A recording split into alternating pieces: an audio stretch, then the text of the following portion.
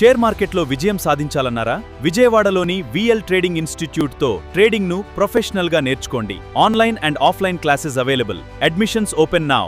Welcome to day 10 hanging man pattern. నమస్కారం traders, ఈ రోజు మనం క్యాండిల్ స్టిక్ ప్యాటర్న్ లో మరో ముఖ్యమైన ప్యాటర్న్ అయిన హ్యాంగింగ్ మ్యాన్ గురించి నేర్చుకోబోతున్నాం.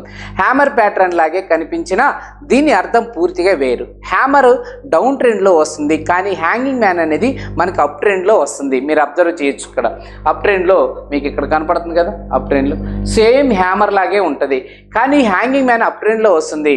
హ్యాంగింగ్ మ్యాన్ ఒక బేరిష్ రివర్సల్ వార్నింగ్ అనేది మనకి సంకేతం. ఈ ప్యాటర్న్ ని సరిగ్గా గుర్తిస్తే కనుక ప్రాఫిట్ బుకింగ్ మరియు ట్రెండ్ రివర్సల్ ని ముందుగానే అంచనా వేయవచ్చు, గుర్తుపెట్టుకోండి అని.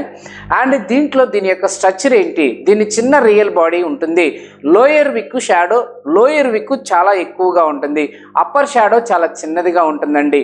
కాబట్టి చూడటానికి హ్యామర్ ప్యాటర్న్ లాగే కనిపిస్తుంది, కానీ మీరు గుర్తుంచుకోవాల్సిన విషయం ఏంటంటే స్ట్రక్చర్ ఒకటే అయినా లొకేషన్ వేరుంటుంది. అప్ ట్రెండ్లో చివరిలో వస్తే అది హ్యాంగింగ్ మ్యాను, డౌన్ ట్రెండ్లో చివరిలో వస్తే దాన్ని హ్యామర్గా మనం గుర్తుపెట్టగలం. దీని యొక్క సైకాలజీ ఏంటంటే ఒకరోజు సెల్లర్స్ ప్రైస్ని బలంగా కిందకి నెట్టారు, తర్వాత బయ్యర్స్ ప్రైస్ని మళ్ళీ పైకి తీసుకొచ్చారు, కానీ ఈ క్యాండిల్ ఒక హెచ్చరిక అనేది మనకి తెలియాలా. సెల్లర్స్ మొదటిసారి తమ బలాన్ని చూపించారు, బయ్యర్స్ ఇంకా గెలిచిన ట్రెండ్ వీక్ అవుతున్న సంకేతాన్ని మనకి కనిపిస్తుందండి, గుర్తుపెట్టుకోండి. అండ్ బేరిష్ సిగ్నల్ ఎలా బైట్ అవుట్ చేయాలంటే ఇది ట్రెండ్ రివర్స్ అయ్యే అవకాశాన్ని సూచిస్తుంది, కానీ హ్యాంగింగ్ మ్యాన్ కనిపించగానే వెంటనే సెల్ చేయకూడదు.